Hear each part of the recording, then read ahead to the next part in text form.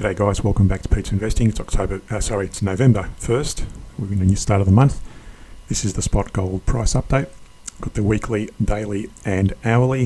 You can see here overall it's a big picture. On the weekly and daily we're still in a fairly upward sideways movement, but we're breaking down into a slight bearish outlook on the hourly, so we'll talk about each of these. First off, on the weekly, you can see there the CCI is broken up through its moving averages and it's reaching the 400 moving average as well, just touching it there. And we had a few bullish movements in the last few weeks, and it bounced off that Fibonacci range. It bounced off almost halfway between the 50 and the 61% level. Now on the daily, you can see there it's hit this major resistance at 2008. We've lowered the resistance from the previous level down to that level. That's a new hard resistance at 2008, and we're looking at a potential pullback. Now the CCIs are both looking fairly bullish, although they are pulling back somewhat with their smaller CCI value.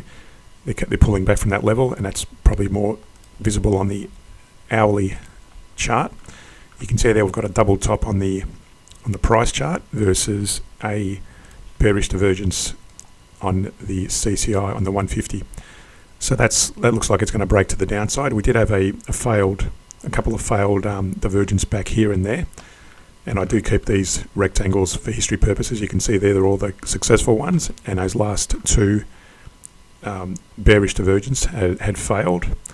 So we've got a new divergence at the moment playing out. It's a double top there, as I said, versus a CCI there, and I'm going to draw a target probably from that level, that low there, to that high.